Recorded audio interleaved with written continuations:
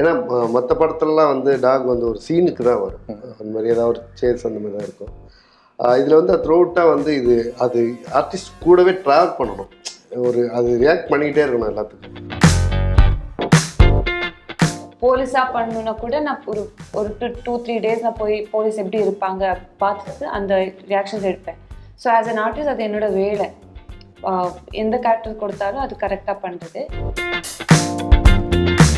இந்த படத்தில் ஒரு சிம்பிள் லைஃப் ஒன்று, அந்த சிம்பிள் லைஃப் கெடாமல் எடுக்கிறது தான் பெரிய சேலஞ்ச். ஆமாம், சிம்பிளாக அதை வந்து நீங்கள் அதை மேக் பண்ணுறதும் சரி, அதை நீங்கள் ப்ரெசென்ட் பண்ணும்போது அதனுடைய சிம்பிள்சிட்டியை வந்து அதை அப்படியே நீங்கள் எதுவுமே அதை ஆரம்பிக்கும் போதே அது காளி வெங்கட்னு போட்டு ஆரம்பிச்சு தான். அதே அவருக்கு அந்த கேரக்டருக்கு ஆப்ஷனே கிடையாது.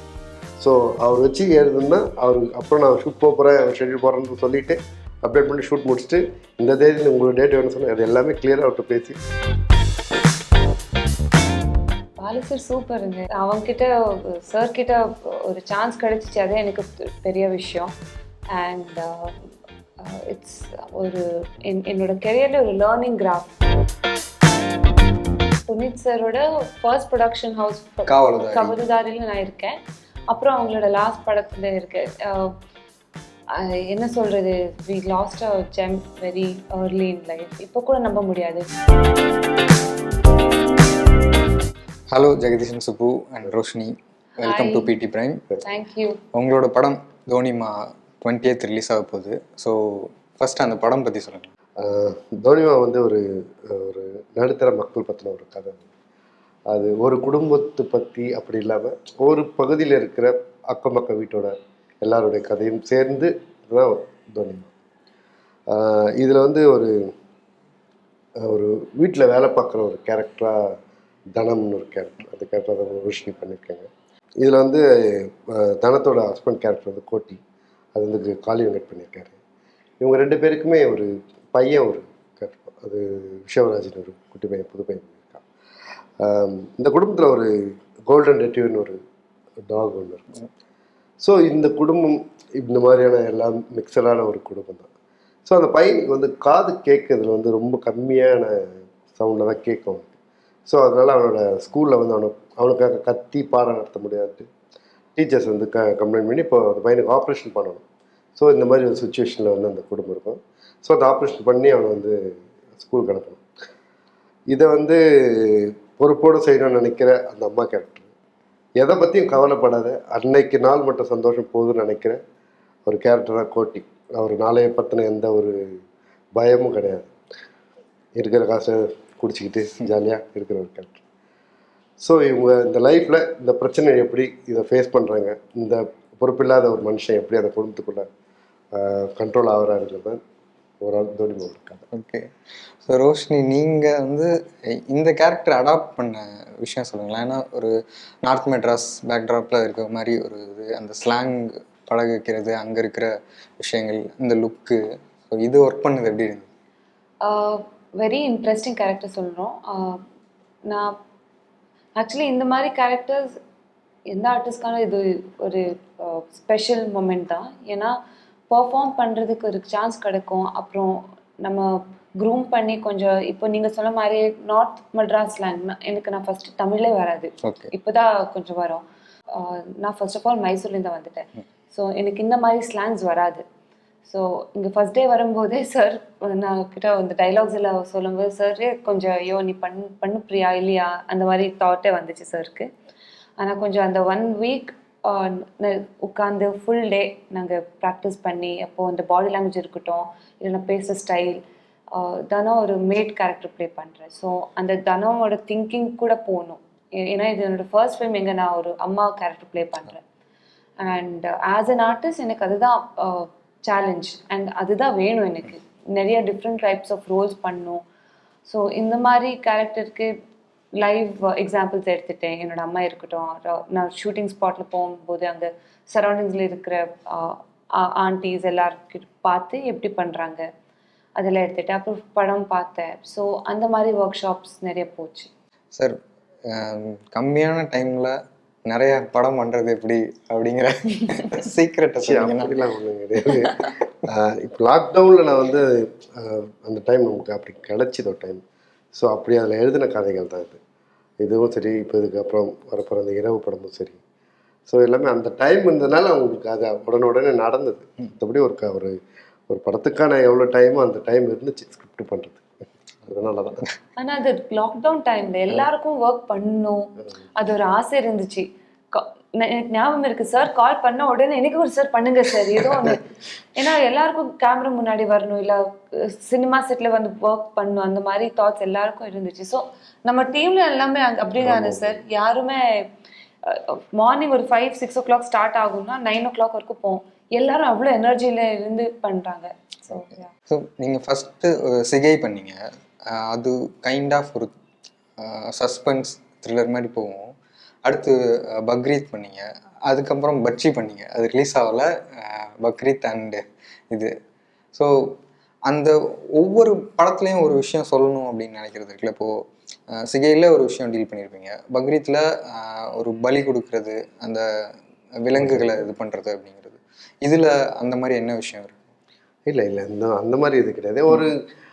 ஒரு கோல்டன் ரெட்ரீவர்ன்றது வந்து ஒரு எல்லாமே ஒரு மேல்திட்ட மக்கள்கிட்ட வாழ்கிற ஒரு டாகாவே பார்ப்போம். அப்படி கிடையாது. அது ஏசின்லாம் தேவை கிடையாது, அது பாசம்தான் தேவை அது. ஸோ இந்த மாதிரி குடும்பத்துலேயும் அதால் சர்வைவ் பண்ண முடியுங்கிறது தான் அதில் ஒரு பார்ட்டாக இருக்காது. ஏன்னா மற்ற படத்துலலாம் வந்து டாக் வந்து ஒரு சீனுக்கு தான் வரும், அந்த மாதிரி ஏதாவது ஒரு சேஸ் அந்த மாதிரி தான் இருக்கும். இதில் வந்து த்ரூஅவுட்டாக வந்து அது ஆர்டிஸ்ட் கூடவே ட்ராவல் பண்ணணும், அது ரியாக்ட் பண்ணிக்கிட்டே இருக்கணும் எல்லாத்துக்கும். அப்போ நான் என்ன பண்ணேன், அது குட்டியிலேருந்து அந்த கதையோட இருக்கிறதுனால அந்த குட்டியிலேருந்து வாங்க ஆரம்பிச்சேன். நாங்கள் வாங்குறப்போ 32 days அது வாங்குறப்போ. அப்போ அதுக்கப்புறம் அந்த டைம்லேருந்தே அந்த விஸ்வராஜ் வந்து கூடவே இருக்கான். அப்போதுலேருந்து அது தோனிமான் கூப்பிட்டு இன்னைய வரைக்கும் அது தோனிமா தான். ஸோ அப்படி பழகினா மட்டும்தான். ஏன்னா அந்த படத்தில் நிறைய ஆர்டிஸ்ட் அந்த ஒரு ஒரு வீட்டுக்குள்ளே நிறைய இப்போ ஒரு 4-5 பேர் இருக்காங்கன்னா அவங்க எல்லோரும் கூட இருந்தால் தான் அது எல்லோரும் கூட போயிட்டு ட்ராவல் பண்ணும். இல்லைன்னா அது யார் ஒருத்தர் பழகினா ஒருத்தர்கிட்ட தான் போகும். அப்படி இல்லாமல் எல்லாருமே பழகினாங்க இது கூட. இப்போ காளிவேட்டான் இருந்தாலும் சரி, கிளைமேக்ஸில் அவருக்கான ஒரு போர்ஷன்லாம் அவர் கூட அது வந்து ரொம்ப க்ளோஸ்டாக இருக்கும். சீன்ஸ் முடிச்சதுக்கப்புறம் கொஞ்சம் பிரேக் இருந்துச்சுன்னு எல்லாரும் போய் தோனிமா கிட்டவே உட்காந்து விளையாடிட்டு, ஸோ அது என்டையர் என்வாயன்மெண்ட்டை சேஞ்ச் பண்ணிச்சு. So it was very nice. இப்போ ஒரு செட்டில் நான் என்னோட எக்ஸ்பீரியன்ஸில் ஃபர்ஸ்ட் டைம் நான் ஒரு அனிமல் ஸ்க்ரீன் மேலே நான் ஒர்க் பண்ணுறேன். ஸோ அதனால it was very different and nice experience for me. நீங்கள் வந்து ஒரு காம்பேக்டான நாட்களுக்குள்ளே இந்த ஷெட்யூலுக்குள்ளே முடிக்கணும் அப்படிங்கிறது, இன்னொன்று உங்களுக்கு என்ன தேவையோ அதை பர்ஃபெக்டாக வாங்கணுங்கிற அந்த விஷயம், இதை எப்படி மேனேஜ் பண்ணுவீங்க? இல்லை, எந்த படமே சீக்கிரம் எடுக்கணுங்கிறத விட அந்த படம் எத்தனை நாள் தேவைப்படுதுங்கிறது அது சொல்லும். இப்போ இந்த படத்தில் டாக் இருக்கிறதுனால எனக்கு வந்து ஒரு 36 days ஆச்சு. ஆக்சுவலாக நான் ஃபஸ்ட்டு படம் வந்து நான் 32 days தான் எடுத்தேன் சிகை எடுக்கிறப்போ. நமக்கு அதுதான் நீங்கள் ஆர்டிஸ்டாக இருக்கிறப்போ உங்களுக்கு பெரிய டேக்ஸ் போகாது, நீங்கள் அவங்க ஈஸியாக அதை வந்து பண்ண ஆரம்பிச்சிடுவாங்க. மற்றபடி எனக்கு ஒரு படம் பொறுத்து தான். இது வந்து ஒரு 40 days இது 35 days 30 days அந்த படம் தான் டிசைட் பண்ணும். அப்புறம் வந்து ஆர்டிஸ்டோட கால் ஷீட்ஸ் அதுதான், அதை வச்சு தான் அது பிளான் நடக்குமே தவிர மற்றபடி அது எழுதுறப்பெல்லாம் நமக்கு உண்மையை தோணாது. எழுதுறப்போ அது படமாக தான் வரணுங்கிறப்பட்டது நோக்கத்தில் தான் எழுதுறது. ஓகே, இதில் சேலஞ்சுன்னா என்ன சொல்லுவீங்க? இல்லை, சேலஞ்சாக எனக்கு இதில் வந்து இந்த படத்தில் ஒரு சிம்பிள் லைஃப் ஒன்று இருக்குது. அந்த சிம்பிள் லைஃப் கெடாமல் எடுக்கிறது தான் பெரிய சேலஞ்ச். ஆமாம், சிம்பிளாக அதை வந்து நீங்கள் அதை மேக் பண்ணுறதும் சரி, அதை நீங்கள் ப்ரெசென்ட் பண்ணும்போது அதனுடைய சிம்பிள்சிட்டியை வந்து அதை அப்படியே நீங்கள் எதுவுமே அதை ஸ்க்ரீனில் ப்ரெசென்ட் பண்ண வைக்கிறதா கஷ்டம். ஏன்னா நீங்கள் ஒரு ட்ராக் அண்ட் ட்ராலி போட்டு லைட்ஸ் எல்லாம் போட்டு ஒரு சினிமாட்டிக் மாதிரி பண்ணிடாமல் நீங்கள் அந்த படத்தை நீங்கள் ஒரு படம் பார்க்குறப்போ உங்களுக்கு அந்த ஒரு 1.5 மணி நேரம் 1.25 மணி நேரம் வந்து நீங்கள் அந்த குளத்தூர் ஏரியாவில் வாழ்ந்த ஒரு ஃபீல் கொடுக்கும். உங்களுக்கு எங்கேயுமே வந்து சினிமாட்டிக்காக உறுத்தாது உங்களுக்கு. அதே போல் இதில் வந்து டான்ஸு பாட்டு அந்த மாதிரிலாம் எதுவுமே கிடையாது. எல்லாமே சாங்ஸ் இருக்குது, அது மாண்டேஜாக போயிட்டுருக்கும். ஸோ அதுதான் சேலஞ்ச். நம்ம இதை வந்து அதனோட ஃப்ளேவர் கெடாமல் கொடுக்குறது தான் இதோட சேலஞ்சு. ஸோ ரோஷினி, இப்போ இவர் சொல்கிற மாதிரி ஒரு சிம்பிளாக ஒரு நேச்சுரலாக பண்ணுறதுன்னு இருக்குல்ல, அது எவ்வளோ சேலஞ்சிங்கான விஷயம் ஆர் ஈஸியான விஷயம்? ஆக்சுவலி எனக்கு ஆஸ் அ கேரக்டர் அவ்வளோ சேலஞ்ச் இல்லை. ஏன்னா இப்போ நான் ஒரு போலீஸாக பண்ணணுன்னா கூட நான் ஒரு 2-3 days நான் போய் போலீஸ் எப்படி இருப்பாங்க பார்த்துட்டு அந்த ரியாக்ஷன்ஸ் எடுப்பேன். ஸோ ஆஸ் அன் ஆர்டிஸ்ட் அது என்னோட வேலை. எந்த கேரக்டர் கொடுத்தாலும் அது கரெக்டாக பண்ணுறது. ஸோ அந்த மாதிரி சேலஞ்சஸ் எனக்கு லாங்குவேஜில் மட்டும்தான் இருந்துச்சு. ஏன்னா அது கரெக்டாக வரணும், நான் பேசுறது அது இப்போ அது ஏதோ ஃபாரின் மாதிரி இருந்துச்சுன்னா அது கரெக்டே ஆகாது அந்த கேரக்டர். ஸோ அது ஒரு மட்டும்தான் என் மைண்டில் உட்காந்துட்டுருச்சு. அது விட்டு வேற எல்லாத்துமே சார் சீன் சொல்லுவாங்க, எந்த மாதிரி எமோஷன்ஸ் வேணும் அது கிளியராக சொல்லியிருக்காங்க. ஸோ அப்போ அது மைண்டில் வச்சுட்டு இப்போது தனமோட இதுக்கு அவங்களோட ப்ளஸ் பாயிண்ட் என்ன, அவங்களுக்கு எது இன்செக்யூரிட்டிஸ் இருக்குது, என்ன வேணும் லைஃப்பில் தனக்கு, அது எல்லாமே மைண்டில் வச்சுட்டு அது ஆல்ரெடி ரெஜிஸ்டர் பண்ணிட்டு ஒரு எவ்வளோ நாள் 32 days ஷூட் பண்ணால் அது போகும்போதே எனக்கு நான் தனம் தான் இருப்பேன். செட்டில் கூட எல்லாரும் என்ன தனம் தான் கூப்பிடுவாங்க அங்கே. ஸோ அந்த மாதிரி ஒரு என்வாயன்மெண்ட் இருக்கும்போது அவ்வளோ சேலஞ்ச் மாதிரி எதுவுமே இல்லை. ஆனால் ஆன்செட் சேலஞ்சஸ் வரும். இப்போ நீங்கள் சொன்ன மாதிரி இப்போ மிட் நைட் ஷூட்டில் இன்னொரு அங்கே இந்த வெஹிக்கிள்ஸ் வரும், இங்கே இந்த போகும்போது ஏதோ ஒரு சீன் இருக்கும். ஸோ அது கரெக்டாக டைமிங் மேட்ச் ஆகணும். அந்த மாதிரி சேலஞ்ச் இருக்கு. அது நம்மோட சேலஞ்சஸ் இல்லை, அது நேச்சராக வரும் சேலஞ்சஸ் அது. ஸோ யா, இப்போ ஒரு கதைன்றது வந்து உங்களுக்கு எங்கேருந்து ஒரு ஸ்பார்க் வரும்? இல்லை இப்போ என்னோட இது முன்னாடி படம் பக்ரீத்ன்றது வந்து அது நான் ஒரு நார்த் இந்தியா ட்ராவலில் இருக்கிறப்போ எனக்கு இருந்த பிரச்சனை தான். ஓகே. ஒரு ஃபுட்டு வந்து எனக்கு ஒரு 1 வீக்லேயே வந்து எனக்கு வந்து நமக்கு சாம்பார் ரசம் அதெல்லாம் ஞாபகம் வந்துடுச்சு. ஸோ என்னடா இது இப்படின்னு தோணிட்டு என்னால் அதுக்கப்புறம் என்னை வந்து ஒரு ஒரு கிட்டத்தட்ட ஒரு 3 months மேலே நான் நார்த் இந்தியாவில் இருந்தேன். நிறைய ஸ்டேட்ஸ் வந்து ட்ராவல் பண்ணிட்டு இருந்தோம். அப்போ வந்து எனக்கு அது எப்போ ஊருக்கு போகிற எண்ணம் தோணின்னு இருந்தது. ஸோ அந்த மாதிரி நான் வந்து நான் ராஜஸ்தானில் ட்ராவல் பண்ணிட்டு இருக்கப்போ கேபில் வந்து அங்கே இருக்கிற ஃபுட்டு தான் சாப்பிடுங்கிற பேசிகிட்டு இருக்கும்போது சொல்லிட்டு இருக்கப்போ அவங்க சொன்னது வந்து என்னென்னா, இது வந்து இங்கே இருக்கிற அந்த ட்ரை அந்த முள்ளு செடி மேலே இருக்கும் அது அப்படி இந்த மாதிரி தான் சாப்பிட்டுட்டு இருக்கோம் அப்படின்னு சொன்னோன்னே, சரி ஓகே இதை நான் சென்னைக்கு கொண்டு போனால் என்ன பிரச்சனை நடக்கும்னு யோசிச்சுதான். அப்படி யோசித்து அது வந்து அது வந்தால் ஏற்பட்டு இருக்கும். அப்புறம் அந்த உணவோட பிரச்சனை இன்னொருத்தர் புரியணும்னா அது வந்து ஒரு விவசாயம் இருந்தால் புரியும். அப்படி தான் ஒரு சின்ன ஒரு ஸ்பார்க் தான் அது அங்கேருந்து டெவலப் ஆனது. ஸோ இதில் தோனிமாலை எப்படின்னா, நான் ஒரு ஃப்ரெண்டோட ஷாப் இருக்குது, டெய்லர் ஷாப். அங்கே சும்மா ஒரு ஈவினிங் டைமில் உட்காந்துருப்போம். அப்போ நான் வேறு கதை ரைட்டிங்கில் இருக்கேன். உட்காந்துருக்கப்போ அங்கே ஒரு கேரக்டர் வந்துச்சு, சைக்கிள் ஓட்டிகிட்டு வந்தது. வந்து இறங்கி அவங்க டெய்லர் ஷாப்போட ஓனர் ஃப்ரெண்டு அது வந்து கிண்டல் பண்ணிட்டு ஜாலியாக இருந்துட்டு சைக்கிள் எடுத்து கிளம்பிச்சு.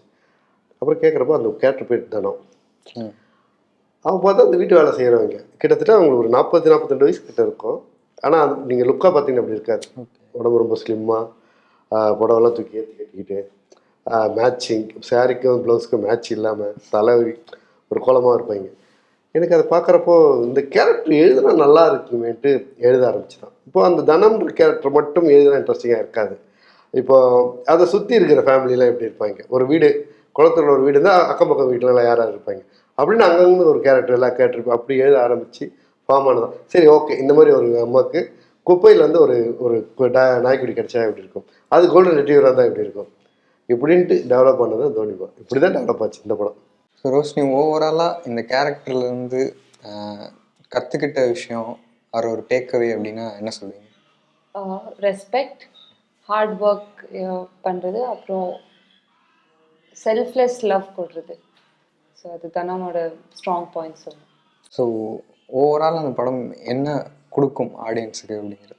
இல்லை கண்டிப்பாக இப்போது நீங்கள் சொன்னதான் இது மாதிரி ஒரு காக்கா மட்டும் ஒரு லாஸ்ட்டாக இது மாதிரி ரியலிஸ்டிக்கான ஒரு மூவியை பார்த்தது. ஸோ அதுக்கப்புறம் படங்கள் இல்லைங்கிற அந்த மாதிரி ஒரு குறைய இந்த படம் மிகப்பெரிய அளவில் தீர்த்து வைக்கும். ஏன்னா இது ரொம்ப அதான் முன்னாடி சொன்ன மாதிரி நடுத்தர மக்களோட லைஃப்பை ரொம்ப ஜாலியாக கொஞ்சம் எமோஷ்னலாக பாசங்கள் போராட்டம் இந்த மாதிரியான ஒரு சின்ன ட்ராமாவை போர் அடிக்காமல் உங்களை வந்து ஒரு 1 hour 50 minutes வந்து உங்களை ஹோல்ட் பண்ணி உங்களுக்கு நீங்கள் அந்த ரொம்ப ஹானஸ்ட்டாக அந்த ஸ்க்ரீனுக்கு வந்து நீங்கள் இப்போ பார்க்க வரும்போது ரொம்ப ஹானஸ்டான படமாக இருக்கும். அது இந்த தோனிமா வந்து கிளியராக கொடுக்கும். அண்ட் காளி வெங்கட் சார் பற்றி பேச மறந்துட்டோம். என்னென்னா அவர் தொடர்ந்து அவருடைய படங்கள் சின்ன ரோல் பண்ணாலும் அதை நோட்டீஸ் பண்ணி ஈவன் அநீதியில் கூட அவரோட கேரக்டர் சின்னதாக இருந்தாலும் அவருடைய பெர்ஃபார்மன்ஸ் பற்றி தனியாக பேசுகிற அளவுக்கு இருந்தது அவரோடது. ஸோ அவரோட ஒர்க் பண்ண அந்த விஷயம் கல்யாணம் எனக்கு முன்னாடியே கொஞ்சம் பழக்கமானவர் தான். அதனால் எனக்கு வந்து அவரோட பர்ஃபார்மன்ஸுன்றது வந்து எல்லாருக்கும் தெரிஞ்சது. நீங்கள் சின்னதாக ஒரு விஷயத்த சொன்னாவே அதோட அந்த அந்த அந்த விஷயத்துக்கு உயிர் கொடுத்துருவாப்புல. நீங்கள் எந்த இடத்துல வேணாலும் வைக்கலாம். நீங்கள் அந்த காளி வெங்கட்டுங்கிற ஒரு கேரக்டர் நீங்கள் என்ன ஒரு கேரக்டரில் ஒன்று தூக்கிட்டு வைக்கலாம். ஸோ எனக்கு இந்த கதையை ஐடியாவாக இருக்கும்போதே நான் அவர்கிட்ட சொன்னது தான். எனக்கு ஒரு நாள் அவர் ரூம் போய் நான் சொன்னேன், இந்த மாதிரி ஒரு ஐடியா இருக்குன்னு உங்களை வச்சு தான் எழுதுகிறேன், உங்களுக்கு நீங்கள் தான் பண்ணணும், ஒரு 2 மாதம் ஆகும் 2-3 மாதம் ஆகும், நான் ஃபைனல் பண்ணிட்டு நான் டேட் கேட்குறேன். கதை கேட்டோன்னு ஆகிடும், நல்லா இருக்கு நான் பண்ணுறேன் அப்படின்னு. ஸோ அது ஆரம்பிக்கும் போதே அது காளி வெங்கட்னு போட்டு ஆரம்பிச்சு தான் அந்த கதையை. அவருக்கு அந்த கேரக்டருக்கு ஆப்ஷனே கிடையாது. ஸோ அவர் வச்சு எழுதுன்னா அவருக்கு அப்புறம் நான் ஷூட் போகிறேன், ஷெட்யூல் போகிறேன்னு சொல்லிவிட்டு அப்டேட் பண்ணி ஷூட் முடிச்சுட்டு இந்த தேதியில் உங்களுக்கு டேட் வேணும்னு சொன்னால் அது எல்லாமே கிளியராக அவர்கிட்ட பேசி அவர் தான் இந்த கேரக்டராக இருக்கும். ஏன்னா ஒரு குடிகாரனோட கேரக்டரை வந்து ரொம்ப கொஞ்சம் சொல்லிட்டா நிறைய கொஞ்சம் சொல்லிட்டோம்னு வச்சுக்க, அது ரொம்ப ஜாஸ்தியாக ஓவர் ஆகிடும். அந்த குடி இன்னைக்கு குடியை பற்றி பேசுறது வந்து கிடையாது. குடியை வந்து நீங்கள் வந்து எவ்வளோ பேசினாலுமே வந்து தீராத ஒரு பஞ்சாயத்து. அதனால் நீங்கள் இந்த படத்துக்கு அதை வந்து எந்த அளவுக்கு போகுதும் அப்படின்னு ஒன்று இருக்குல்ல, அது வந்து ஒரு மீட்டரில் வச்சா கரெக்டாக உட்கார்ற கேரக்டராக இருப்பாப்புல காளிவெங்கட். நீங்கள் அவர் தூக்கி வச்சிங்கன்னா அது மீட்டர் கரெக்டாக வச்சுருவாப்புல. நீங்கள் இந்த படத்தில் வர நிறைய டீசர் ட்ரைலர்லேயே ஒரு டைலாக் இருக்குது, குடிகாரெல்லாம் குழந்த மாதிரி திடீர் வீட்டை விட்டு போக சொன்னால் எங்கே போகிறதா டைலாக் முடிச்சிருக்கேன் இப்போ வரப்போகிற டீசர் ட்ரைலாக் தெரியும். ஸோ அதில் வந்து அந்த டைலாக் நான் எழுதவே இல்லை. ஏன்னா அந்த டைலாக் வந்து ஒரு டேக்கில் போடுறாப்புல போட்டோடனே என்னால் கட்டு சொல்ல முடியாமல் முடிஞ்சதுக்கப்புறம் நான் சிரிச்சிட்டேன். ஏன்னா அது ஆக்சுவலாக எமோஷனலான டைலாக் அவர் பாயிண்ட் ஆஃப் வியூவில் சொல்கிறேன். ஆனால் பார்க்குறவங்களுக்கு அவர் குடிச்சிட்டு வீட்டில் பஞ்சாயத்து இப்படி டைலாக் பேசுகிறாரு, ஆனால் பார்க்குறவங்களுக்கு சிரிப்பு வருது. ஸோ எனக்கு சொன்னோட பயங்கர கிளாப் பண்ணிங்கன்னா இப்படிலாம் போடுறீங்க, நல்லா தான் வச்சுக்க, இல்லை நான் ஐயோ ரொம்ப நல்லா இருக்கு நான்.